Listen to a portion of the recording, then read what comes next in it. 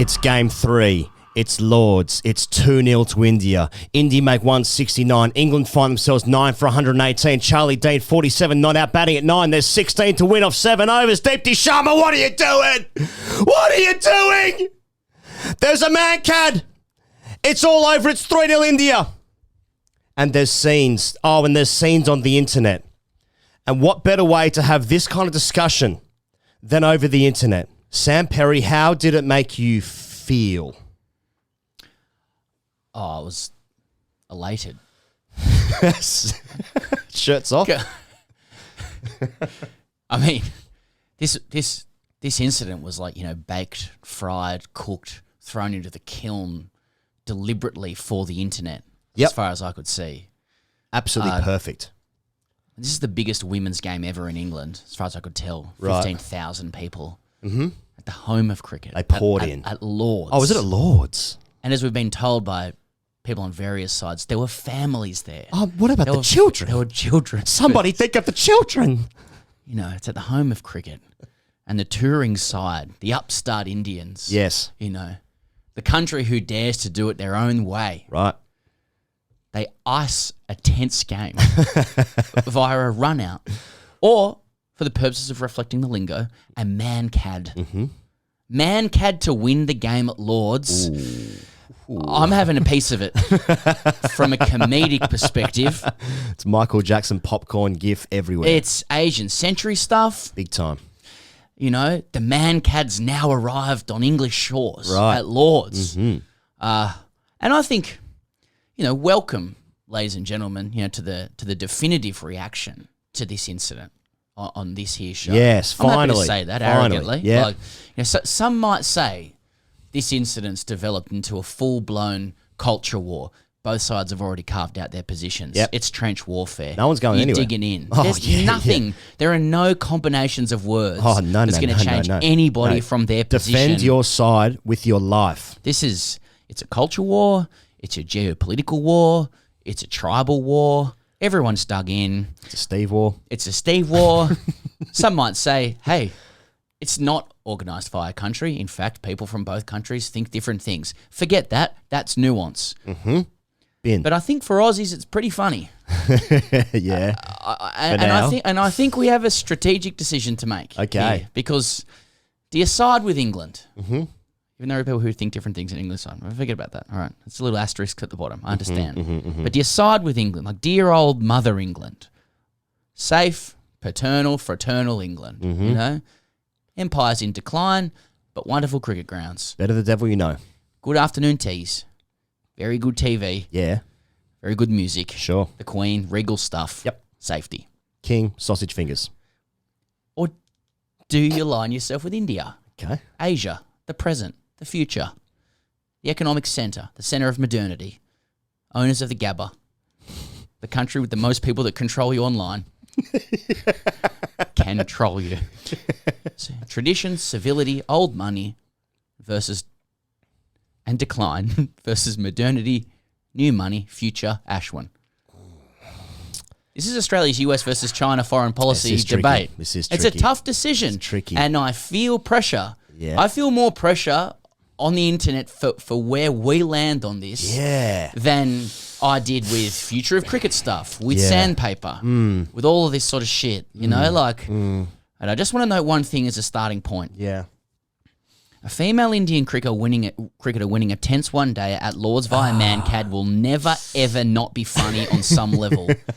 Yeah. Like, it has to be funny. Yeah. We have to fight for this. Yep. There has to be admiration. Yeah. On some level for the sheer capacity for shithousery in that context. Sure. And one of my favourite things about this is the way that shithousery from Deepti Sharma, there can't be any debate that it was shithousery. It was in the laws. Yeah. What Deepti Sharma did was in the laws. Right. But the way that it intersects with the guardians of shithousery. Right. Male cricketers like Stuart Broad, the absolute king of shithousery. You mean the Nighthawk? Nighthawk. Who celebrates shithousery the way they might celebrate the birth of their own children. Great cricketers do this as well. But then the same people simultaneously regard this as beyond the pale. You know, the most wonderful piece of shithousery is the most inappropriate shithousery. It's the contradictions are just delicious. Yep. And worth exploring sociologically as well, I think. I think it's one of the best things to happen to cricket in a long period of time. It's up there with the burning of the bales of the Ashes by Lady Janet Clark, which itself was an act of shithousery. If you look at the history. The Victorian cricket team wearing shorts, the European Cricket League, and now this. Here are my opening remarks. Okay. Before I said think of the children, and I do feel that pressure thinking about the children who are about between the ages of 11 and 15, racially vilifying us for choosing one side or the other on the internet. You have to think about the children in that capacity. My children who will be reading this in 20 years. This is as close to the culture war debate as perhaps cricket may ever get. Left versus right. No one listening to the other side. There is no balance. There is no nuance. There's no room for either of those two things, let alone Gary balance and what happened there. Yeah. Less said the better. You know, Pez, when I watch it, deep down in my soul, I feel like it's one of the worst things I've ever seen. And I want to use strong language like disgrace, embarrassment, wrongdoing, except she did it like 72 times beforehand. Charlie Dean was like,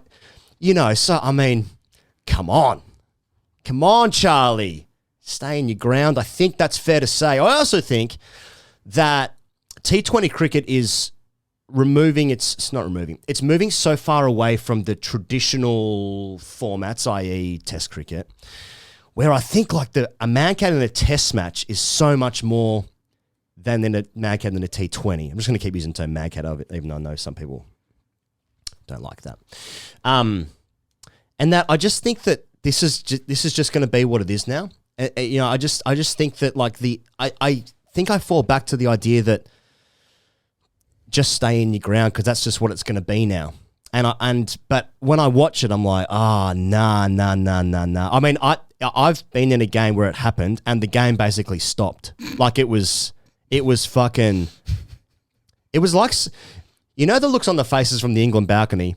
I reckon that was more shocking than that time in a county game when a bow and arrow came on the field. was that at the Oval? The ground had to be evacuated because someone fired a bow and arrow over the fucking stadium. Different types of looks, one was like, is there a terrorist attack? And the other one's like, you bitch. You bitch. Yeah, it was. So I'm just it's a conflicting one. It's an interesting one. Of course, like a lot of the yeah, it is. A lot of the players, say like, nah, I'm just never going to do that. And that's not the wrong answer. But I don't think the other side can be like, well, if someone's walking out of their crease quite blatantly at certain points 72 times in a match, I don't think that you can't not do it then.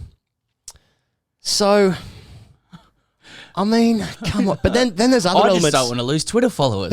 But then there's also the idea now that Deepti Sharma said in the interview, just like, no, well, we told the umpire and we warned her. And then Heather Knight, who wasn't actually playing, but of course is the England captain, who was in the ground, I believe, that day, that fateful day, she said, like, no, that didn't happen. And now it's like, perfect. This is fucking getting even better. Now there's accusations of lying involved. This is getting even better.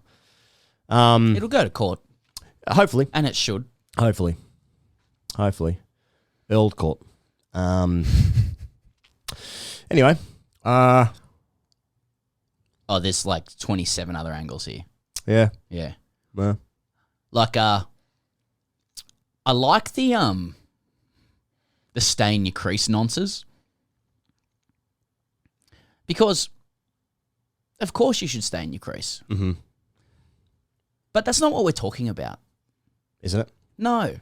There are people out there saying, we don't have a problem if you stay in your crease. Mm-hmm. It's like, well, everyone is looking for advantages in cricket at different times. You take advantages where you can get them, and you take the risks that come with that. Like, I find stay in your crease so strangely like one-dimensional and like facile kind of, oversimplified response to everything going vapid. on. It's vapid.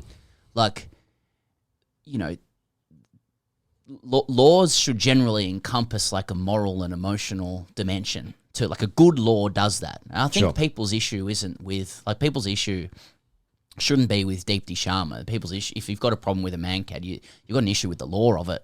I think, and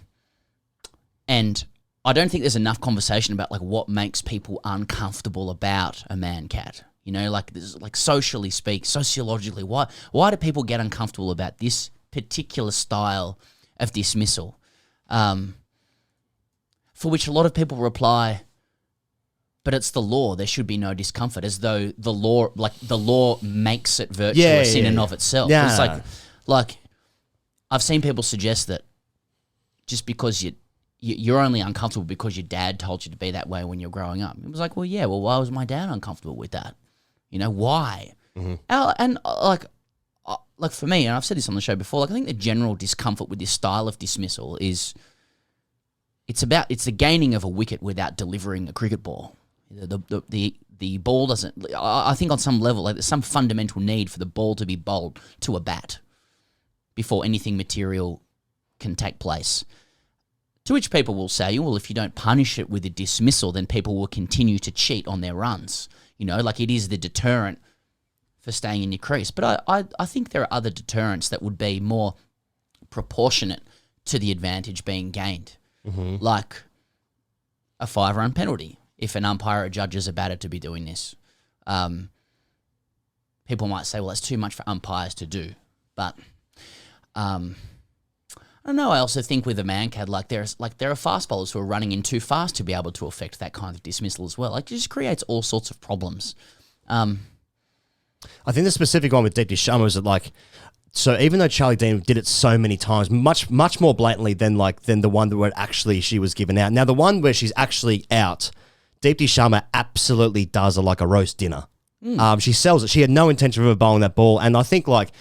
Now this is the perfect element with like the internet style of this debate, where like if you freeze frame the screenshot at the right time, that can perfectly reflect your argument and the argument you're trying to make. Now there's one where she's halfway down the wicket. It's like, well, see, she was doing it, but then there's the other one where like Deepti Sharma's back foot is already down and like her arm is like somewhat towards delivering the ball, and then Charlie Dane's still in the crease. So it's like I feel like Deepti Sharma just chose the wrong ball to actually do it, because she was doing it far more egregiously at different points of the match. So can't both be right? Like, or do you have to? Because when I watch it, I was going to say, do you have to pick a side with this? Because I feel like both are wrong. And I feel like that in T20, this is just how it's going to be. This is going to become, it already is a much more legitimate dismissal. And I think we're going through some pain of developing that relationship to the dismissal. But when I watch it in that moment, in that circumstance where like there was a partnership building, 16 to win, 7 overs left, 9, blah, blah, blah, series already won, there's all this context to it, and then that happens, I'm like, that is so grim. That is so grim. But then like, I didn't watch the game, and then like, but then you see, some Twitter people who like watch the whole thing back, and then they document each time she did it, and I was like, okay, well, yeah, she's doing it a fair bit, and she's going down a fair bit, and like people already are aware of this relationship to the Mankad. People are doing it. You've seen it done before. I'd be embarrassed if I was Charlie Dean specifically. You're putting yourself right in the mixer of like, well, it can happen, and then it did happen. I agree with you though. The idea that you can just say, well, just stay in your crease, no problem. I mean, it's too simple for that. And like, I think Scott Styris had a very good tweet about this. Yeah, I thought Styris' tweet was good. Do you have it there in front of you? I do actually, if I can find it. It sort of sums it up in relation to if the laws. Yeah, like he says. He said, "Don't make the laws of cricket conflict with the spirit of cricket." Right. And we won't have a problem. Yeah. Some people, the strident like proponents of the Mankad, which is a name proponents should own. Really, Mankad should be proud of having a dismissal named after him. Oh yeah, I'd love a dismissal named after me. You don't get bowled, you get pezzed. You're fucking pezzed. Yeah. With respect to the Bowl family, but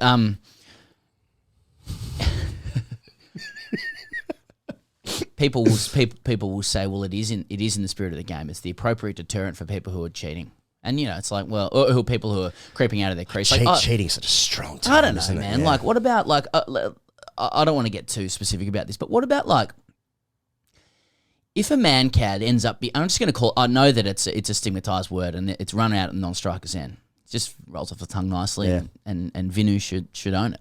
But like, if a Mankad becomes a more legitimate form of dismissal, particularly in like T20 games where inches are important and batters try and creep out of their crease, why wouldn't I, for example, let's say I'm at the non-strikers end and Ashwin's coming in to bowl, and a Mankad is as legitimate as, you know, getting the striker caught it on the boundary. Right. Why don't I stand out of my crease as he's coming into bowl, opening up to him the possibility that a Mankad is on, and actually go back into my crease, pop out again, back in. Now he's distracted. Now he's distracted Now as he's coming into bowl. Now he's bowled 2 lengths. Now he's going like, where am I? I've got 2 guys I've got to try and get out of here. Yeah. I'm like, I know that's a bit of a, maybe a little bit. I like it. Yeah, but like, you could throw a bloke off. Yeah. Right? If you like, because there's a wicket on the line here. Like, I actually think the 5-run penalty is more likely to deter batters from doing it because an umpire can call it, and it's because it's not a dismissal in and of itself and it doesn't create a stigma. I think an umpire is going to feel more open to penalising 5 runs. And if you cost your team 5 runs by doing it, they're going to be blowing up at you. I actually think people are more likely to stay in their crease. And there's this element of this conversation where there's a bit of, have you played the game? Yeah. And to actually delve into that would be to find that it's not quite right either, because there are people who've played the game at high levels on both sides of this as well. So it's not, if you've played the game, you're against it. I saw Jason Gillespie this morning say, stay in your crease. Stay in your crease. Like, there are heaps of people who are like that. Don Bradman was like that and stuff like that. But different kettle of fish. DB. Yeah. But more on that later, by the way. Yeah, more on that later. You know, when you do play cricket, an umpire will tell you if you're getting close to the crease for a no ball, for example, or you were really close that time, you may have been over, you know, and or whatever. An umpire might tell a batter at the non-striker's end, you're creeping too early, you know, or you're looking too early to me, stay in. I just think that, like, maybe this is going too far. Maybe this is like the people who are against gay marriage and say it'll turn into bestiality. I don't know. Right. But, like, if a Mankad becomes... If a Mankad becomes a really legitimate form of dismissal and you start looking for it and players are on both sides like this is on, why wouldn't I start fucking around with the bowler? But, you know, in the way, like, you might stand out of your crease when someone gets it at short cover and go have a throw at the stumps, and you just stand out of the stumps and then put your bat in. Why don't you do that? Why do I get the feeling like if that was the case, the umpire would tell the non-striker to be like, can you just start in his crease, please? Like, almost because that's a spirit of the game thing, is it? Right. But it's like, but he can get me... And can the bowler in that situation... If I'm out of my crease as they start their run-up, can they just fucking run me out, underarm the ball at the stumps? I just think that, like, if we're serious about legitimising this form of dismissal because there are inches of the game to exploit, like, let's have a look at some of the places it might lead. Because I don't think legitimising Mankads, and it is legitimate, by the way, by the law, right? But I think if it becomes a more accepted form of dismissal, then you've got to take with it some of the offshoots of it, some of the strands that it'll develop. And I reckon it leads to a shithouse place. Yeah. And I reckon that's why people have part of why people have a instinctive issue with the form of dismissal. I don't think anyone disputes that it's in the laws. It is in the laws. Right. But I actually do think that the general feeling of discomfort with it should be explored a little bit more. And I think it's to do with the feeling that a cricket ball should be bowled. Now, I just want to be really clear. Deepti Sharma was allowed to do what she did, and I think it's and India wins the game, and that's it. I don't really understand that was the wrong moment for her to do it. I think there's always, you know, every dismissal is legitimate as any other at any point in the game. She doesn't have any different kind of moral obligations depending on where she's playing, all that sort of shit. I just think the law creates these problems, and Scott Styris nailed it. I think that the dismissal of the batsman on the basis of this action is like, it's a fucking death penalty, and I think we all feel uncomfortable with the death penalty in this scenario. You know, send them to jail, send them to 5 penalty run jail or 10 penalty run jail, whatever the crime might be. Because I agree with you entirely that I feel like an umpire would be more comfortable to punish the batsman in that regard rather than to completely remove them from the contest in itself. And then in this instance, it's so heightened because it's the end of the series and, you know, match winning and all that kind of stuff. Non-strikers should start fucking with the bowler with all that sort of stuff. Like, if it, like, let's just see what happens. I don't think it will be. It's a disaster. Like, is a non-striker fucking with the bowler, is that against the spirit of the game? Probably. In the same way that like a fielder can't like run 20 metres to one side when the bowler's coming into bowl. Yeah, that's you know true. what I mean? Yeah. Just distracting of the batsman. There's in my observations of the arguments on the internet about this, where you've got to choose your side, defend your team so staunchly. There's a real like ownership of cricket stuff happening as well in this, in that like I think especially with England and India's relationship with India, ever since 1947 and whatnot, where it's like, and you saw this with like the Shastri and Kohli reign, where it's like, we're fucking sick of you telling us how to play and how to be and how to live, calling fucking our cities Madras and Bangalore and Bombay and other ones that I can't think of. Calcutta. Thank you. Like, it does seem wrapped up in that as well. And so when it happens at Lords, where it's even more pronounced, this sense of patriotism and nationalism, identity and sense of self. And I sense as well with India that like the cricket team is their looking glass for the rest of the world, and they're so proud of their team because they're so good at this sport and all of cricket is going towards them. And now's the time. And now it's like, I'm not even that convinced that, I think that argument of like just stay in your crease just is a little bit like, I'm not necessarily believe this is true, but I'm fucking sick of you cunts telling me how to play cricket and how to be and how to live. I think that's wrapped up in that as well. When it suits them as well. Sure. But I mean, just stay in your crease is no problem. Just fucking. Well, it is forgotten. Someone should dig this up, but several years ago, we asked Pat Cummins whether... We could have dug it up ourselves, actually. Someone else wants to do it. We asked the current Australian Test captain whether, he would wheel away in celebration to win the Ashes. If he man-catted Jimmy Anderson to win the Ashes on the final day of the 5th Test, and he said absolutely.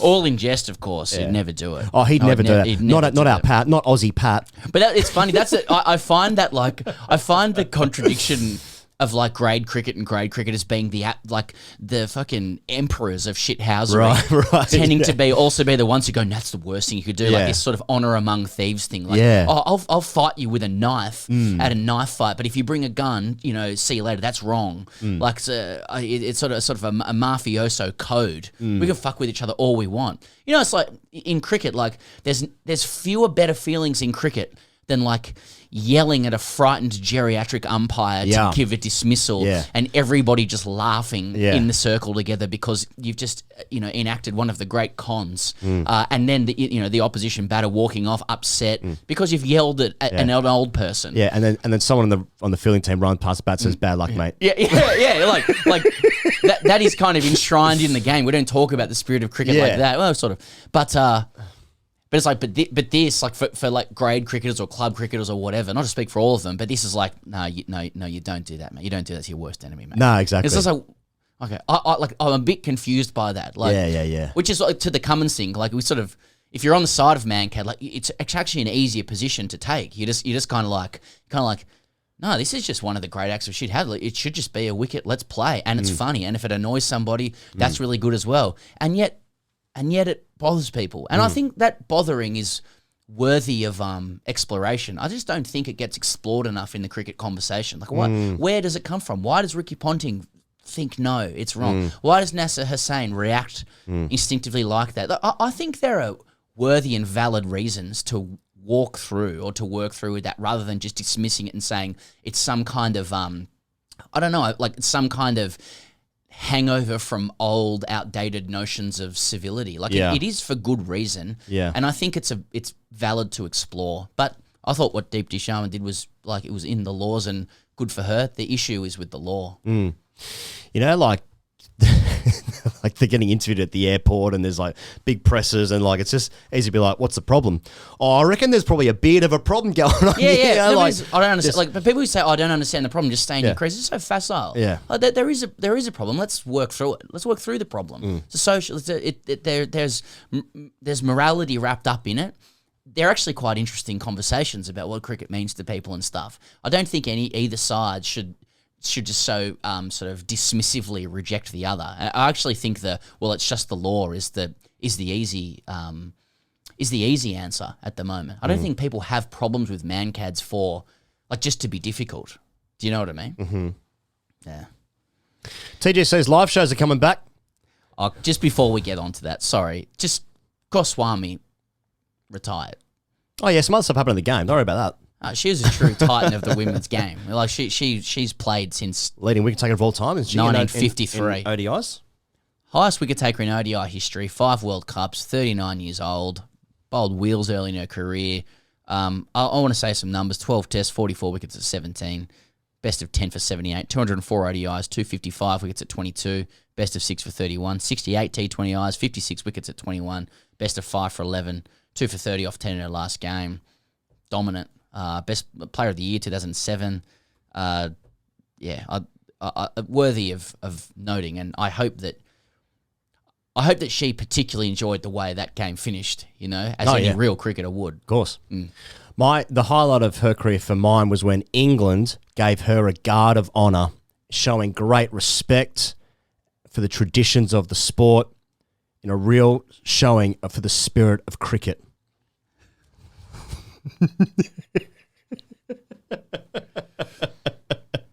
Anyway, you said something earlier. TGC live shows are coming back. We're back on stage, baby, in Australia. And we got one coming up in Melbourne. Melbourne on November 2. We have a very special guest joining us on stage. He's a young man named Will Pekowski. And that's right, it is actually the Will Pekowski, the guy who played for Australia that one time. We're excited for that. We're excited to be back on stage. What more information do you want to give? Tickets go on sale on Friday. If you're listening to this, it's Tuesday, September 27 as we're talking. General sale tickets go on 30 September. I'm not sure exactly the time yet. We'll get in touch with you. But 30 September. However, if you would like a 24-hour jump start on that to guarantee your ticket, and by the way, have we said it's at the Corner Hotel? There's probably a helpful piece of information. If you do want a 24-hour head start, patrons of the Grade Cricketer are going to get pre-sale access. So patreon.com/Grade Cricketer. If you want to access those tickets to the Corner Hotel on Wednesday, November 2, to be 7:30 p.m. start, you can go to patreon.com/Grade Cricketer. If you sign up to the $10 a month tier, it's getting into some X's and O's here, you're going to get 20% off that ticket with a special code. So if that interests you, sign up to Patreon. But otherwise, live show. We're live and in the flesh, saying things that you can't say on the show, basically. Saying things that you can't publish on Wednesday, November 2 at the Corner Hotel. And those tickets go on sale on Friday. You're going to get all the info about that on socials in the next couple of days. And of course, pre-sale at patreon.com/Grade Cricketer, where you get hashtag AskTGC Fridays, amongst other things. And you might remember, over the course of time, we like to put in some tracks, and we get some contributions. This one's coming in from Gus this week. And last week we spoke about the last suckle, which was a story that I heard at a wedding that I was at last week, involving a groom breastfeeding on his own mother the night before the wedding, of which they then called off the wedding. And you know what? Here's what you get. You can listen to this right now, exclusively on patreon.com/Grade Cricketer. You can download this track, and here it is right now. The sister of the bride knocks on the door of the groom the night before the wedding. Fuck me. The night before the wedding. Fuck me. She opens the door. What does she see? She sees the groom-to-be breastfeeding on his own mother.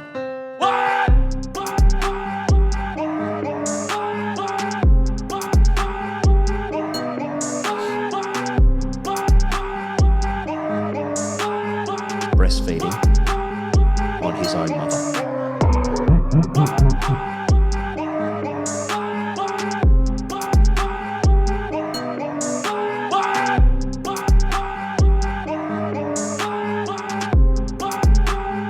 I don't have any more information than that.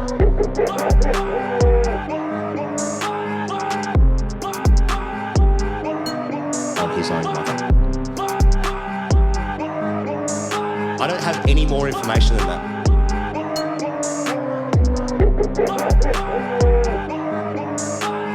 He's never been weaned off the breast. The Last Supper. The Last Suckle. Breastfeeding on his own mother. What the fuck? That's what I said. And I said, why do they call off the wedding? You're listening to the Grey Cricketer Podcast. And that is your new ringtone. India have just beaten Australia in a bilateral T20I series, 2 matches to 1. And we are asking, what are we going to do with Cam Green? What are we going to do with Cam Green? We already know he's 2 metres. But what are we going to do about this guy that's the best player in that series? He's bowling sensationally. Last game, he took another 14 of 3 overs. He hits the second fastest T20I 50 for Australia ever. He hits the fastest T20I 50 against India ever. And this is his first go at the sport. It's his first crack at this sport. We don't know what he's like with the Mankad just yet. That's to come. I'm sure he's good at it. He's got a good wingspan. We know that. Top of his mark. That's right. And now there's questions about this. Well, this guy's not in the squad. He's not in the squad for the World Cup, which is coming up, of course. So what are we going to do about it? Do you feel like he just by any means at all that he just fucking, this guy has to be in it? He has to be in it. Is that how you feel? Yeah, but like, it can't. They're just so technically speaking, like they can't add him to the side now, right? Unless there is an injury. Mm-hmm. And so, I mean, if we're being serious, which largely we're not, but he can only make the side if someone's legitimately injured. Mm-hmm. And so there really shouldn't be any, and there's no suggestion that there's going to be any kind of misdemeanors that might see Cameron Green added to the squad. A coup d'etat. It's a mishap, you know, if you will. But and there are a few guys who are injured, but he'll be checking the brakes of their car every morning. Seriously, like, but it's a really interesting one. So, like, just for this series, which most of Australia wouldn't have watched because of India time zones and footy and all that kind of shit. Yep. Like, Cameron Green opened the batting possibly for the first time in his life. Yep. In any form of cricket. He might have done it a couple of times, but he opened the batting basically the first time in his life for his country against India in India and destroyed them. He fucking smoked them. 250s out of 3. And in the second game, he was run out, which is obviously, you know. I don't think that should be a dismissal. No, I agree. It's against the spirit of the game. Against the spirit of he the was game. seeing him so well. Yeah, that's unfair. Right. I thought India running him out was against the spirit of the game at the time. But yeah, he absolutely bouged them everywhere at over 200 strike rate. He was Australia's leading run scorer. He was Australia's best player in that tournament. He took wickets, he took catches, and he was just doing fucking Cam Green things. He fucking bats, he fucking bowls. Not like often that the newest player in the side comes in and is the best player. Yeah, but that's what he was in this series. So, you know, yeah, like some of them are probably just like, well, if there is an injury, then we've got a good backup. But I want to, like, you know, to think seriously about this. Like, there are a few selection questions for Australia heading into this World Cup where there are a few players who you feel who are outside that team who won the comp not even a year ago. Yeah. Won the World Cup not even a year ago. They won the comp. There are a few players who look like they'd be better suited to this team this year, you know. So Cameron Green being one, Tim David being the other. Tim David also had a good series, made 50 in the last game. Was another contribution there as well. Generally looked good, and he's probably the best finisher in the world, right? Yeah. But Australia are a vibes team in T20 cricket, and you can't forget that. I know some people are forgetting that. Forgotten, yeah. They're a vibes. They're a side built on vibes and friendship. And, you know, in an age of matchups and data and chop outs, friendship is a great intangible. And I think that's the argument that's going to be made around the selection table, and it is a selection table, and it's round. But like one day we can't do it at the moment, but one day someone's going to be able to quantify the impact of ski goggles on that tournament win last year. Yep. And the friendship that developed in that side, led by the emerging alphas of the Australian cricket team, which is different from the established ones. Do you want me to talk about that for a second? Emerging alphas? There's an emerging alpha group in that team. Zampa, Stoinis, connected to Mitch Marsh, followed by Mitch Swepson. Are they not the existing alphas? The existing alphas are Cummins, Hazelwood, Stark, Smith, Warner. They're red ball alphas established. Okay. But these ones are an emerging strand of alpha with a progressive streak. Yeah, they're rigs and beers, but friendship and feelings as well. Okay, I understand. You see what I mean? Just on the side. And they connect a few people as well. Okay. But they kind of led that T20 side a little bit. And they will be entitled to say, like that side, that there was a chemistry to that win last year. There was a certain chemistry, a certain je ne sais quoi with that particular side where they will say, we've earned the first crack at seeing if we can do it again at home because they won the comp. And that includes Finch as captain and all that sort of thing. So there's a thing called SROI. Sroy. Social return on investment. These are methods for measuring values that are not traditionally reflected in financial statements. But you can put a dollar on things. So it's like for every $1 invested in a literacy program or assisted people who need assistance with shelter, you get the society gets $9 back. Got it. What's the SROI on ski goggles in the Australian side? Right. What's the SROI on an unlikely friendship between Marcus Stoinis and Matthew Wade? Right. In big moments where Wade is saying, "I'm coming for you, big fella. I'm coming." Yeah. You can say what you want about Tim David's numbers and strike rate and size and form. Say all you want about those things, And we have. But what can you say about vibe? Yeah. And this is the thing, mate. Like, okay, Cam Green, Tim David, physical size, safety. Australia's fucking big with them in the side, and that's also important for the national vibe. But like Australia's team from last year will feel like they've earned the right. The numbers may say Green has the dynamism and Tim David has the X factor, but this is Australia. Like we have rules that go beyond mathematics. We have rights that need to be earned. Mm-hmm. We have conventions pertaining to dressing room conduct, stories you can tell, who bought the ski goggles, who did that thing a few years ago with that other person that everybody, likes. And I like that. I think that matters. No idea what you're talking about, that second one.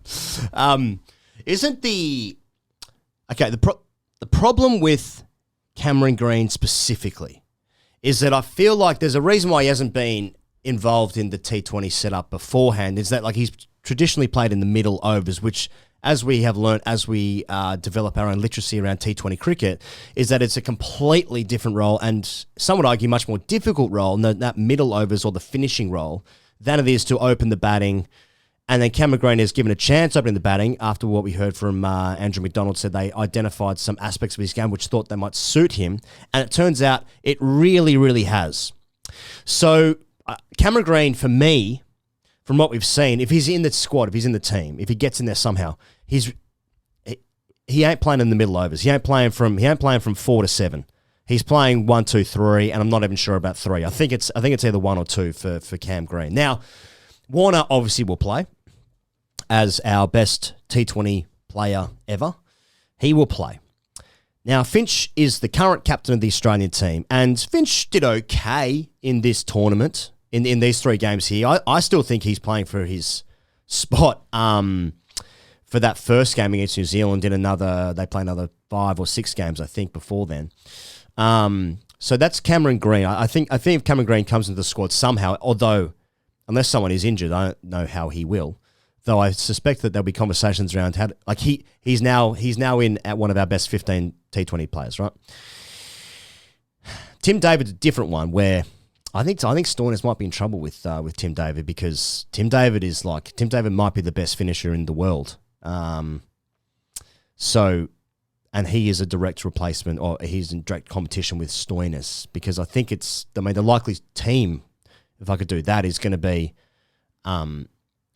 Finch, Warner. Mitch Marsh was either player of the tournament or player of the final last year and was sensational last year, so he will play. So he'll bat 3. And then Smith 4, Maxwell 5, Stoinis, Tim David 6, Wade 7, then your bowlers. Wade obviously plays because he's the wicketkeeper, and he's also been sensational for Australia in the last 12 months.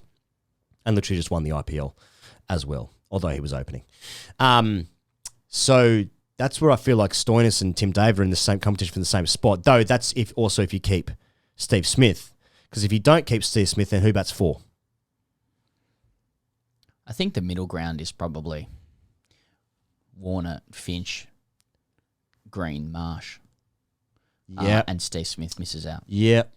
Yeah. I don't like. It seems pretty nailed on that they're going to stick with Finch. Yeah. And to be honest, in terms of punditry or whatever, the influence of a captain in a T20 side is just one thing that I find very difficult to make comment on. I mean, I'm joking before about the vibe stuff, but I do get the feeling that side that won the comp last year will feel like they should get the first crack as well at this one at home. Sure. And that how they feel and their chemistry and the general sense of togetherness that they have matters. Mm-hmm. And even the context of last year's tournament, which in the UAE, that side came together last minute and they built a siege mentality. If you remember Adam Zampa talking about, taking tickets or whatever it was, of who had sledged them and said that they weren't going to perform well. I can't remember who that was. I can't. Yeah. Anyway, just they were 6th in the world and hadn't beaten anyone. Yeah. But they were born out of adversity. That side, they started from a position of people don't believe in us. Yeah. And no one's saying that about them this time around. They're sort of equal favourites and they're at home. But they're, many of them are not in the kind of most fashionable first 11 of that T20 side. And I wouldn't be surprised if Andrew McDonald as coach gave some kind of credence to that chemistry that side has until somebody falters, and obviously that's injury notwithstanding as well. Though to your point, it feels like it's pretty hard to leave out Tim David, but it might just be one of those ones. Usually, what happens in Australia is they give first crack to the incumbents, and it's kind of their spot to lose. And if they don't perform, then you go. And I think the only player that probably doesn't apply to is Finch as captain. I think it's just they're just going to keep him. If he does enough, they'll keep him in the side. It's only if Finch really, really struggles in the next 5 or so games that he'll be in the gun. Which, to be fair, I feel like is possible. What about this one though, Pez? What about they all play and then Cummins doesn't play and everyone slides down one? So Wade's now batting 8. They got overs there from Stoinis. They got overs there from Green. But I think Pat Cummins' record in T20 cricket is interesting in that there's so much cricket in the last 2 years because of the novel coronavirus they've played in either the UAE or in India, and it doesn't seem to really suit his T20 bowling because he regularly goes for 10s and not many wickets. In fact, he found himself out of Calcutta's team in this year just gone where they didn't even make the playoffs, did they? So, but I feel like in Australia he'll be a lot better. And also, he has hit the fastest ever 50 in the IPL when he took down Dan Sam. So, no, just sort of fucking around with the team there. What about India? What do we take away from India? I mean, Kohli looks good. His record against Australia is fucking amazing. He almost scores 50 against Australia every time he plays against us in either red ball or white ball cricket, to be fair. But he looks somewhere near back to his best. He obviously broke the 100 duck against Afghanistan and the glorious innings. But then the game 3 was that in Hyderabad in game 3? He looked really good. He looked really good again. And Australia's answer, unless Zampa gets him out, which he has done nearly 10 times, I think. It doesn't seem like Australia's got many answers for Kohli. So in terms of for India, who are now the number 1 team in the world again, despite crashing out of the Asia Cup and whatnot, but they've won 9 bilateral series in a row. They've got a lot of good players. But I sense that Indian fans will be like, well, it's all well and good winning bilaterals. Any danger of some silverware? In this series, they were pretty ordinary at the start. They just come out of the Asia Cup. They look a bit disjointed, and they finish the series looking much more together and very close to a first 11, really. In fact, I think their last game was their first 11. Bumrah came back into the side. Right. It all revolves around Kohli. He started to strike some form again, as was expected, even though it had been a long time since he scored 100, which he ended up doing against Twos. Suyakuma Yadav, people haven't seen him out here. I'm looking forward to people seeing him. He's an absolute gun. Yeah. Axar Patel was the best player in that series. Curious to see how he bowls in Australia. I think he's like a highly skilled spinner. Not a lot of spinners do well out here, especially when they're not from Australia. But I think he's good enough to do well, and he's going to have a real look at us in the Test series, I would have thought. He will be the leading wicket taker by a distance. To your point, I mean, India just have a woeful record in ICC tournaments, and their fans will be worried about that. They're almost like the English football team. Like you know all of their players, they're the superstars, but it struggles to come together in the big tournament. But then again, I think their fans should have high hopes because they have games that are well set for Australia, India. They're set up. They bat well in Australia. I think they're a bit weak in the seam bowling department after Bumrah, but otherwise, you know, they can light it up. But it's interesting. I think a lot of Aussie fans won't be aware that Rishabh Pant can't get a game in the T20 side, which is incredible. They're playing Dinesh Karthik, who finishes everything, but that's just how it is for India at the moment. But I don't know, mate, because then I know later on we're about to talk about Pakistan, England, so they just have two there's just guns everywhere. Yeah. I think the T20 World Cup will be really good, but every side has fucking bulk firepower, really. Oh, mate, South Africa could do something. Exactly. Or not. One of those two things. That's right. There's two options for South Africa, as there are many teams. Sri Lanka won the Asia Cup, you know, with an exciting young side. They haven't qualified They're not yet. even in it yet. They could get dusted by Netherlands. Yeah, exactly. Who themselves? To be fair, the bad example, but I take your point. That's right. They got the 7-4 set up. You know, so that's right. Going more that's bats, right. Although they did just concede 700 against England in that series in Amsterdam, didn't they? Quite recently. So yeah, I guess it'd be interesting. I think Jadeja will be an enormous miss. But yeah, I'm actually just thinking about it. Punt didn't play any of those 3 games, which is. No, he played the second one but didn't get a gig. Did he? It was an 8 over aside. Of course. Yeah. How could I be so silly? Well, Australia lose that series and we will never, ever forgive them for it. Pez, this episode is brought to you by Budgie Smuggler, as all of these fair podcasts are, and we thank them for their support dearly over the years. And of course, it's just getting into, well, we're into spring now. You wouldn't tell. You couldn't tell in Melbourne, but it is in spring. Football season is over. Cricket season is upon us. Sydney grade cricket, Sydney Test cricket started last weekend, Pez. That means cricket season's here. Obviously, Melbourne, for some reason, has been pushed back a week. We don't know why, but it has been pushed back a week. Well, it's talking to intrepid reporter Max Hatzeglu, and if you do recognise that last name, he's the brother of Peter Hatzeglu, and he's working on the case as to why Victorian Premier Cricket has been pushed back a week. Couldn't tell me too much because it's his story, to be fair. There's some suggestion that it's to do with horsies. And by that I mean spring carnival. Oh, okay. Okay. What do you think I meant? Nope. Nope. I said horsies. Yeah. If I guess, you know, it's been a big footy season in Melbourne and they need a break and they all obviously want to have a, you know. Yeah, well, get on the horses. And Cats won. So, Cats won, get on the horses. Spring carnival. Come play cricket afterwards. That's right. Or just whenever you can. Yeah. That's right. Maybe might be sort of January, Feb this year. Opportunity to keep fit ahead of footy season. But we are getting around the ordinary rig competition, and the entries close this coming long weekend. In fact, the long weekend in New South Wales, that is. So that's October 3. We want your entries. Get your ordinary rigs into us. We've told you how it all works. Chuck them up on socials. Tag us in. Tag in Budgie Smuggler as well.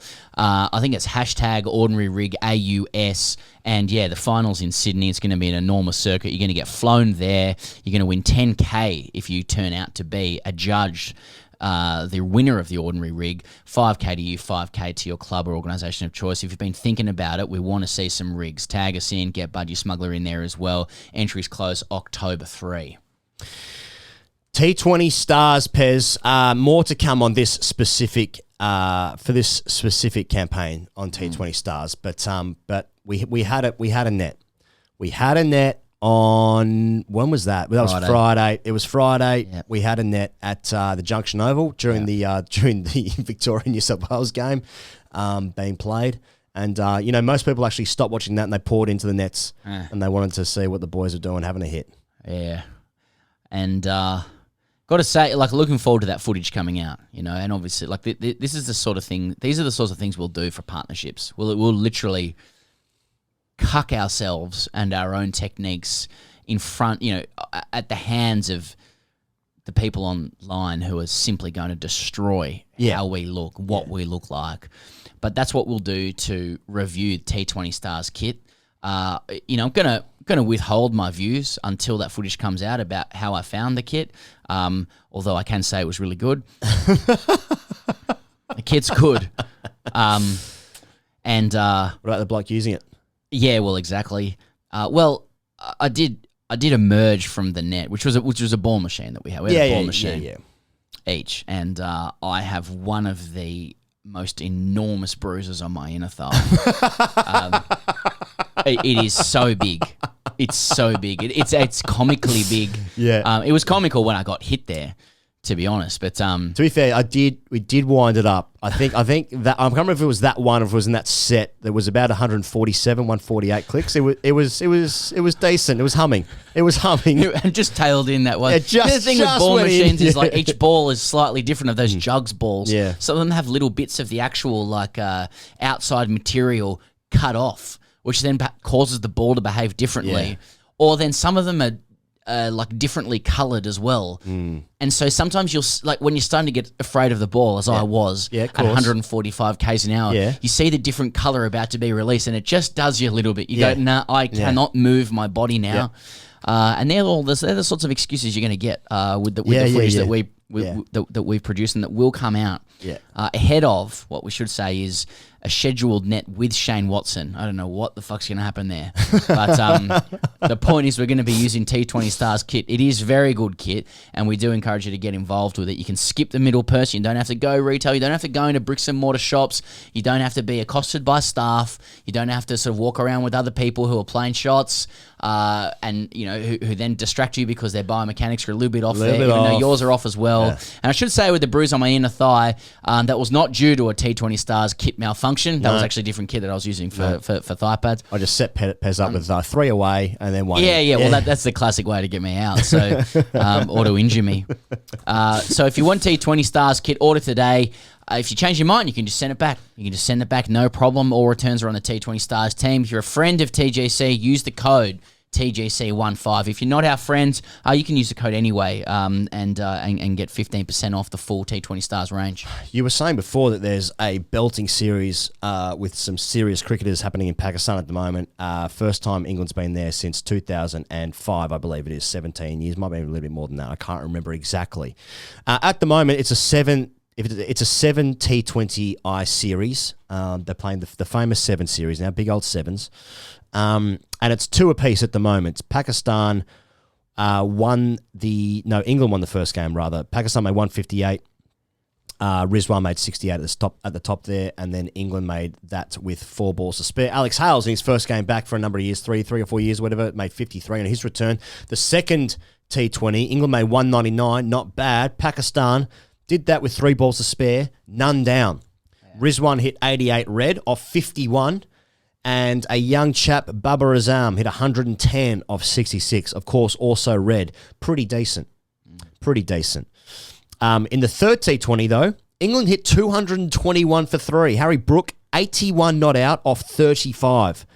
Ably supported by Ben Duckett, who made 70 off 42. And then Pakistan were well short.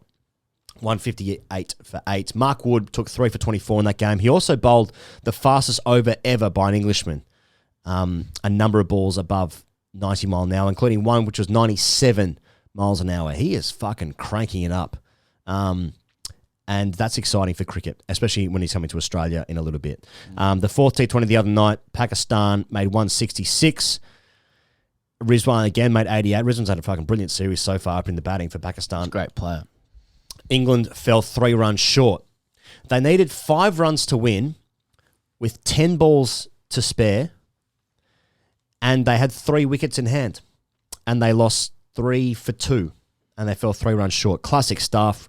Run out. Reece Topley just hit one directly to catching mid-wicket. And then took off. And then was run out at the bowler's end.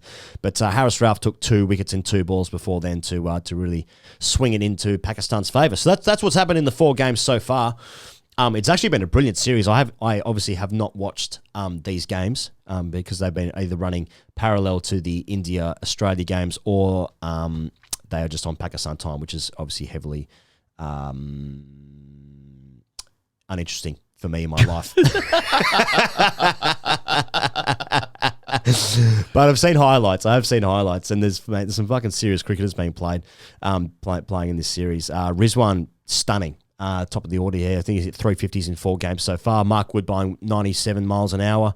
Harry Brook into the side, obviously a young chap, heavily wrapped, 81 off 35. Plenty to like. Plenty liked in the series. You have anything to say about Pakistan, England? Pakistan's kit, not to be a kit nonce, but it's really good. Really good. So is England's, to be fair to them. One thing I like about Pakistan is, as usual, is the pace battery. Hasnain, Shaheen, who's obviously he's still returning, Harris Ralph, and Nazim Shah. Harris Ralph's hat-trick ball we were talking about before just missed leg stump. Yeah. 96 mile an hour. He was absolute fucking wheels. Yeah. And never forget that he started in 2s at West. Both, I mean, ahead of this series, we were both like, and I think most people were like, 7-game T20I series. Are we serious? Yeah, come on. And it's turning into a belting series. Yeah, I know. It's really good cricket. Yeah.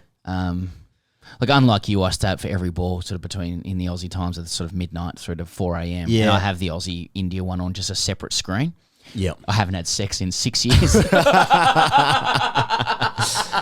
then you sort of live your life in Australian time as well. So you actually don't sleep at all. Yeah, just get up and do it. Just get up. But both teams are really hammering it away at each other and chiseling each other out a little bit. Like England does have selection issues because Ben Stokes is going to come back in. Yep. I noticed. I heard this on the Wisden Cricket podcast. It's a really good cast. That Josh Butler said recently that they're referring to the World Cup as a bit of a free hit for England. Just sort of some strange verbiage ahead of a World Cup, but then it's like, what's going on with it? They're trying to take a bit of pressure off themselves. Like, can't be. This point was made on their show. Like, can't be that much of a free hit if Ben Stokes is deciding to play it. Yeah. But obviously England are now going for relaxed vibes as well, a relaxed T20 vibes. Yeah, of course. It's a bit of a free hit for us. Yeah, we'll see how we go. Yeah. Can you imagine if organise a few free hits? Maybe that's what he means. Or maybe he's saying someone from Pakistan's chucking it. Exactly. It's a bit of a free hit. It's 3 behind square, yeah. But I don't know, man. Like, looking at these two sides, like, they've got so many to come back in England as well. I think they moved to Lahore now. Butler's not even playing. Well, I think Butler's meant to play now. They're in Lahore. They're going to the Lahore leg, and Butler's going to come back in. They're nursing him, but he'll come play some more. Wokes will come back in. Hasn't played for ages. They've still got Livingston to come back into the side as well later. Like England, I mean, Butler and Hale's up the top. Yeah. Stokes is coming in. Livingston, maybe it'll be Stokes or Mo and Ali. I don't know. Harry Brooks come onto the scene, going really well. They have firepower everywhere. Pakistan seem to be quite a well-honed T20 side. Asif Ali went ballistic the other day as well. Obviously Rizwan, Baba, and they come out to Australia. We're all guessing it's going to be hard and fast wickets. So there could be some mammoth totals. Yeah. On the other hand, could be with the BBL wickets. Yeah. And could be a tough watch. Yeah. I don't know. A little drive by on the BBL there, which is unrequired. Well, that was your own free hit, to be fair. Yeah, exactly. But it is. I think it's all setting up for some pretty explosive cricket. Yeah. I wonder with England, I think the team that wins the World Cup is going to be the team that wins the most games. Yeah, I think the team that wins the World Cup is going to be the best bowling attack. And I just wonder with that's why I feel like Pakistan might have something. There could be something for Pakistan because and also of their bowling Sean attack. Tate's tweeting on behalf of them as well, and that's pretty fucking good. Sloan's out there; he's coaching them. Sloan and the pace battery. It's pretty hard to ignore that. Does Sean Tate actually have a Twitter account? Because there's a fake one knocking about. Oh fuck yeah, I hope so. Well, I mean this one I think he followed. I looked to see if he sort of followed us a little bit. He's done a live show with us, told some stories. Yeah. Follows 12 people, and he's followed by like 50,000 or something. So I presume that was a sort of Sloan thing, but maybe not. I think it's a fake one because I've seen an account that's it's like broken English. So and as much as Tate, he's an Adelaide boy through and through. So potential. I wonder whether he'd adopted some broken English to kind of as like in a like. Bringing the group together? No, like a really empathetic way of communicating with his charges. I love that. Like I've heard that done before as well. Sure. Shit, I missed that. Just right to say Sloan. There's other stuff going on with Pakistan. Sharma Sood, who made, I think it was like 21 off 19 in the fourth game. He's not Pakistan's favourite. What he got? I think you're right. Yeah. Oh, the blurb is, this is commentary account of Sean Tate. Yeah. Well, it feels like it's probably a fake one. Yeah. Well, as long as we're following it, just to get he's fucking just doing some serious numbers. I mean, I'm happy if I'm Tate. Sharma Sood got he was cheered when he got out in the when he went out in the fourth game, How did he go out? Yeah, how did he go out? I don't know, with shoes on. That's probably not what you want if you're playing in a home series for the first time in many years, and you're just doing your best for your country and you're getting booed, you're getting cheered when you get out, that kind of stuff. So as always, plenty going on with Pakistan cricket, but aren't they fucking exciting? Yeah. Pakistan up there for consistently best kits. For me, West Indies highest ceiling of kit, but Pakistan like retro stuff, new age stuff, Pepsi. I'm always in the Pakistan kit stuff. Yeah, kit stuff. Sri Lanka high ceiling as well. Oh, Sri Lanka high ceiling. Yeah, like Australia's not produced anything of note it's for fucking, a while. It's nowhere. It's dire. It's fucking nowhere. Why do we have to be so shit and uncool? Why? I don't know, man. What is it? What does that come down to? Is it cultural cringe stuff? Why can't like we've got good colours. We lack identity. We lack identity. Do we just like comfort in fashion too? You know, are we afraid? Are we afraid of being on the edge? Here's what vis-a-vis fashion. Here's what I think. You know when you go to New York and everyone's looking great because you can layer up in New York, right? Right. There's a higher fashion ceiling in New York. When you go to LA where it's just fucking 28 degrees every single day of the year, you don't need to dress up. You don't want to dress up. It's the same in Australia. You don't need to. You dress down because relaxed vibes. That's a cultural thing, relaxed vibes. So you're saying the colder the weather, the better the fashion? Yes, which is why Pakistan, obviously a famously cold place. West Indies, high fashion. Well, okay, couple of holes in that argument. I don't know if you saw, Pez, the recent hacking of the Optus network in Australia. They call it the biggest data breach in Australian history. And the hackers have asked for a $1 million ransom. And I was just thinking, that would be up there with one of the dumbest things you could possibly do. If you have possibly in the millions of people's information, passport numbers, addresses, phone books, etc., and you just ask for $1 million, like, what? You should be asking for way more than that. So don't be a fucking idiot. Just like those who don't use Manscaped. Nice.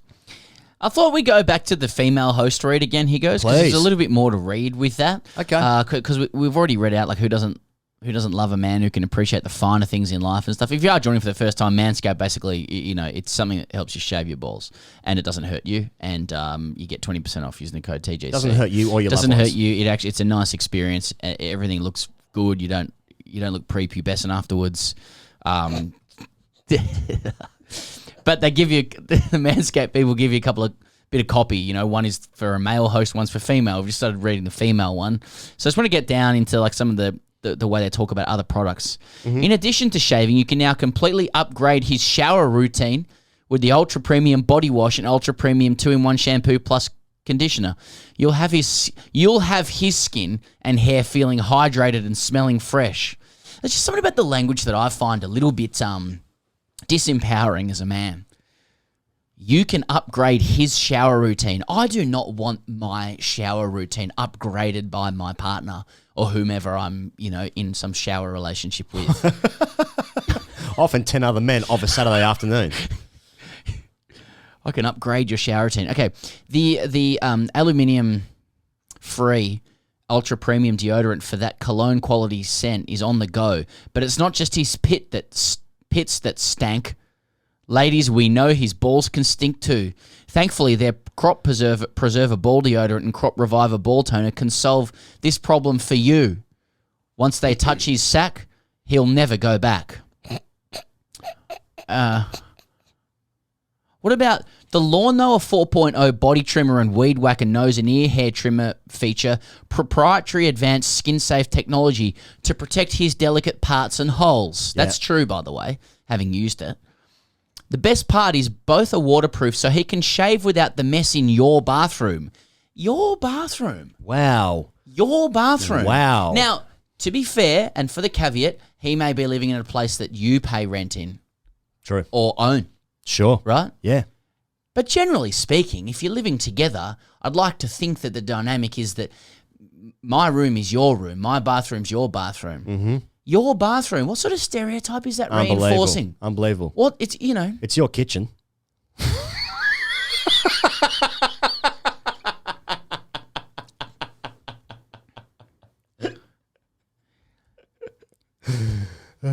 Looking forward to the mail this week. Anyway, get 20% off all this sort of gear and free shipping with the code TGC at manscaped.com. 20% off free shipping at manscaped.com and TGC. Hashtag AskTGC. Boys, I've been an avid listener of your pods and YouTube vids for a while now, and I'm not sure why, but I just feel the need to share my recent experience with you.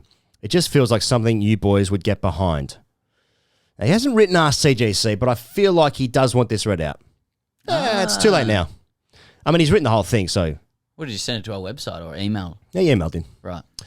I'm a token club spinner who can't really hold a bat at Prem level, still $1 a run, of course, so no danger of me completing the infamous Century Circuit chop. But recently I completed what could be perceived as a bowler's version, the Triple P, poles, pints and pump. Okay, let's see where it goes. Few weekends ago, I burgled 5 with some non-spinning leggies in the league game on Saturday, and we had two T20 Cup games on the Sunday that no one really cares about. So as a team, we went on a circuit after the game on Saturday and consumed a few pints. As usual, things got messy. Most of the team were home by 2, as per skipper's orders. I was staying with our opening stick, Jimmy, who suggested we stop off at his hairdresser's house before getting home. I was a bit confused by this situation as it was 2 a.m. and we both already had fresh skin fades. Nice. When we got there, he clarified that his hairdresser and her housemate were absolute rockets. I presume Trent rockets, and weren't going there to get trims. He was not wrong. They were indeed rockets, but he failed to mention they were actually 47. For reference, I'm in my mid-20s. Anyway, we got on with things, and I was getting intimate with the hairdresser in the living room as Jimmy cracked on with her rocket mate in the bedroom. Please stop saying rocket. Stop calling them rockets. Jimmy relayed to me in the morning that they had stopped as they heard some disturbing dialogue from myself, calling the 47-year-old hairdresser stepmom repeatedly in an American accent. Jimmy and the rocket came to see what was going on and found the hairdresser pretending to be stuck in the sofa. Oh my God. And I had asked her to shout, "Step song, I'm stuck." At which point I came running in and tried to massage her out. Obviously she wasn't actually stuck. I was pretty shit-canned at this point, but I had subconsciously decided to direct my own rendition of the classic Brazzers stepmom stuck scenes that I clearly have become far too accustomed to. Jimmy's rocket then asked him to do the same for her, and she then proceeded to pretend to be stuck in the adjacent sofa and requested he massage her out too. Jimmy acted with reluctance and hesitance, asking what the fuck I've got him into, but ultimately seemed more than happy to oblige. I'll leave the rest of that night to your imagination. Obviously, I rocked up to the game a complete mess, and the Oppo boasted Jake Weatherald as their overseas pro in their ranks, who continually bombed me 360 degrees over several houses, car parks, trees, but I didn't care. I had just completed a triple P. All I could think about was how safe I felt in stepmom's arms, and all I could hear was stepmom's voice, "Ooh yeah, stepson," in her thick Yorkshire accent. The lads were yelling, "Next one, stepson! Rag it like stepmom!" In the background, as balls were flying around the park, square leg umpire seemed particularly confused and curious and inquired to our skipper at 45 what I've been doing to my stepmum. It was a long day that Sunday, but I feel this triple P trumps any triple C out there. I'm now routinely referred to as stepson within the club, on and off the pitch.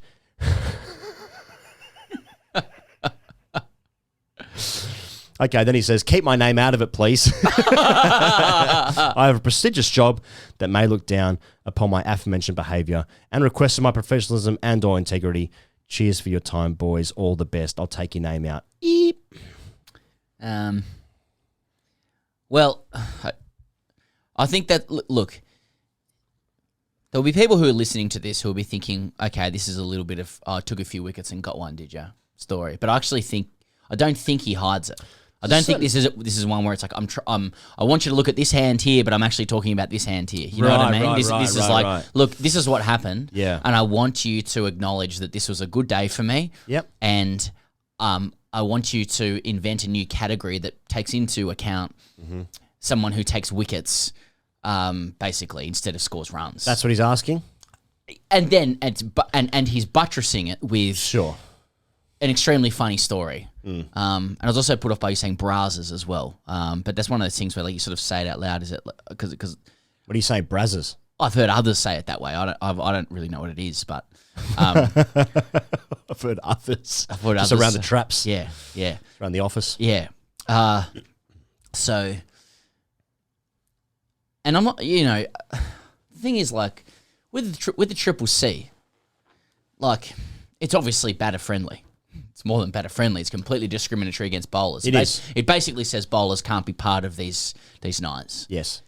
Or part of any team. Part of any team can't achieve this stuff. Yeah. They are lepers. Yeah, they're less than batters.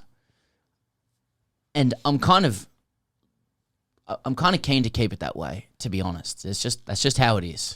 Like bowlers can't take part in this kind of stuff. But the thing is, he's put together a very funny story. To kind of lend weight to the consideration of a new category. Look, that is true because but then also part of the question of cricket of like what's the equivalent of scoring 100 for a bowler, and it's like, is it a fiver? And people are like, nah, it's not. It's probably six. Probably six. Oh, yeah. You know what I mean? Well, I've never heard that. I've never heard anybody say like, equivalent of 100 is actually 6, not 5. A 6-5. Yeah. Okay. Well, let me put it to you like this: how many club bowlers have taken a fifer? Yeah. I would say almost all of them. Yeah. How many batters have ever scored 100 in their entire life? Yeah. 25%? Really? You think so? Think it's less? Never going to know the answer. Nah. So. Yeah. So, guess you're right. It's what I feel. I take your point. I just in terms of this new category, poles, pints, and pump. Yeah. I like it because it's kind of disgusting. Yeah, it's not as nuanced as. But I mean, chop. Century circuit chop. Pints. Yeah. Like the century circuit chop it's much more specific. Like you have made 100 runs. Yeah. You have got like a circuit is its own contained specific thing, and so is a chop. Really? Did he say how many wickets he got? Yeah, he got 5. He did get 5. He got 5, but the Burger 5. The title of it is poles. It's not clear now. Is poles? Oh, that means 5. I guess that you can. Sure. Poles, pints. And now people are going to start to get upset about the word that you use for beers. Like it is pints by and large. Right, but there Frothy's 5 for fuck.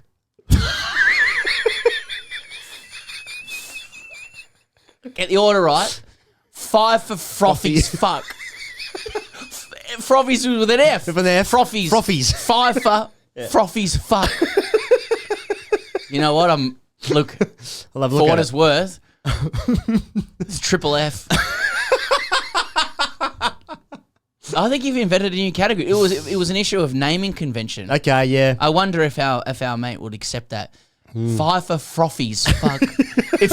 But you can't say frothies. No, it's not frothies. It's frothies. Frothies. It's the alliteration Yes. of the letter F. Yes. Something to think about. Fuck. I think we've done it. I think we've done it. Me too. The next one, the next ASKTGC, it needs its own time. Okay. I think. Okay. Or do you so when you just been done with this question, or do you want to go? Oh, I don't know. I don't know what I meant. You want to go? I don't mind. I don't mind. What are you feeling right now? Fuck. I just really enjoyed this question. Yep. All right, let's do it. Yeah. Let's do it. Patrick writes in to finish off the show today. But I direct you to the attached and ask but a simple question. Is this the greatest alphaing in the history of our esteemed sport? What I provide you is a diary entry from the New Zealand cricket captain himself, Walter Hadley. Yes, for your myopic Australian consumers of cricket, that is Sir Richard's father. On Tuesday, 1 March 1949. The entry followed the New Zealand team's visit to the Sydney Cricket Ground for a one-day, zero-night stopover in Sydney en route to England for a 6-month-long tour. His diary of the now famous, at least for New Zealand cricketing nuffies such as I, tour of the 49ers has been published by Sir Richard and his siblings as The Skipper's Diary. The levels to it, points 1 through 5, each striving for new heights of alphadom, or should that be alphadon? Nice. Yours in alpha appreciation, some beta Kiwi. P.S. One might assume that having proven himself to be a beta blubbering mess upon exiting Test cricket the previous year, the Don was on an all-out mission to reaffirm alpha standing during his last forays in first-class cricket, during which this interaction took place. Now, for the benefit of the listener and viewer, I suppose, Patrick has inserted or embedded in a screenshot, which is of a hard copy book that he was referring to, which obviously is The Skipper's Diary, which is Sir Walter Hadley recounting this experience he had. Now, can I read? He goes, Yeah. May I read? Points 1 through 5. So Walter Hadley, Sir Richard's father, recounting an interaction with none other than Sir Donald Bradman. And it reads, so these are not our words, these are Walter Hadley's words. In a book, so in print. And you can see it here. I'm looking at it. Sir Donald Bradman was most discourteous to us during our short time in Sydney. This was a poor show. 1. He did not attend lunch where his place was set next to me. New line. 2. He did not make any attempt to meet our players. New line. 3. When we went to the dressing room to meet him, he lay naked on the massage table and simply turned his head to meet each one of us.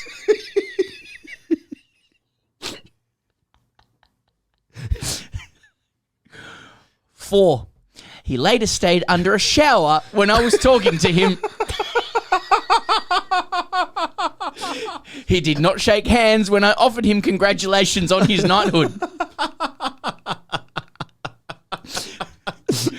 5. He did not bat when 61 runs were required to win. He could easily have done so, especially as he has just been given £10,000 by the cricketers of Australia.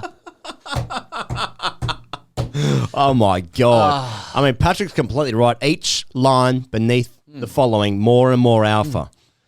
Now, he goes, I think I get the sense from Patrick that this is a kind, like that the Don was kind of, you know, had been beaten by his exit from Test cricket and was trying to re-establish some kind of alphadom in a rude way. And I feel like Patrick is kind of defending the honour of his compatriot, Walter Hadley, and, you know, his son Sir Richard and stuff. Like, now, I'm really sorry, but I don't see it that way at all. I don't think any suggestion of that Don Bradman is beta in any way is sacrilegious and reflects on his own insecurities as a Kiwi.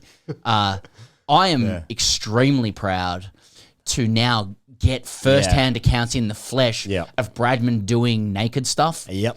Big time. Bradman doing shower stuff. Shower, alpha, naked always, stuff. you know, with Bradman, it's always about dignity. It's always about play the game for the game's sake. Like, he's this kind of he's this figure of he's a deity of like grace and purity, and we've always known you can't score that many runs or be that good at the game. That like requires like virtues or not virtues. It requires characteristics of selfishness, acquisitiveness. We know the whole thing is a lie. Exactly, and now we have this beautiful image of a fucking nuded up Bradman simply turning his head to acknowledge New Zealanders. Stepped off the boat to come and meet the great Sir Donald. Yeah. We've got Bradman going, I'm not having a fucking stick, and taking 10K. Yeah. Regardless. Yeah, that's right. We've got Bradman. I'm just fucking 10K. We've got fucking nude. We've got Bradman probably hog out saying g'day to blokes under the shower. I mean, this is great. Cock between thumb and forefinger, just getting a bit of blood in there. Just letting him know. Hey, hopefully not shaking hands because he's busy. That's right. Chubbing up. That's right, he's chubbing. He's trying to make it thicker before he heads into the sheds. So, any suggestion? I appreciate what Patrick's put forward. It's beautifully written. Yeah. But any kind of attempt to sort of say this reflects it, any beat at him from Bradman is just plain wrong. He's just completely out for New Zealand. And I think that's where our relationship with New Zealand comes, and that they can make as many finals as they like. Don't really rate it. I'd like to think that Bradman had never behaved like this to any other nation. It was his first time meeting New Zealanders. That's right. That's right. You know? I thought at the beginning, whereas he was saying he did not attend lunch where his place was sat next to me, I was like, okay, a couple of sour grapes here. Yeah. The Don's had a look and he's like, wouldn't have thought Who's so. that?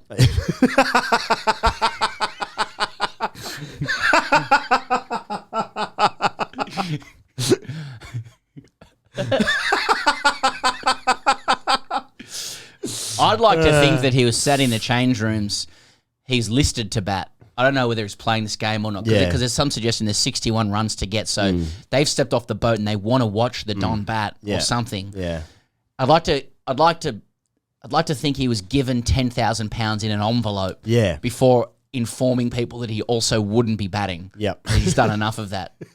You know? But it's the massage table, it's the nude massage table and the shower scene that I'd like to learn more about. Yes. And anyone with more information about that particular scene, please get in contact to Crime Stoppers. And then record yourself doing that, calling Crime Stoppers, then send that in to us. Send it to us. And then we'll put it in the visceral minute. That's right. That's right. All right. I think that's been a nice show. That's been a nice show this week. We've got more stuff coming out later this week, and of course, Patreons get all the information, all the stuff we've ever done ever. And continue to do so. If you want that track, if you want those live show tickets, if you want the pre-sale tickets, if you want the discount, patreon.com/Great Cricketer. More to come on that and the live shows. And regular sales coming out on Friday. But you can find us on the internet any way you like. See you guys later.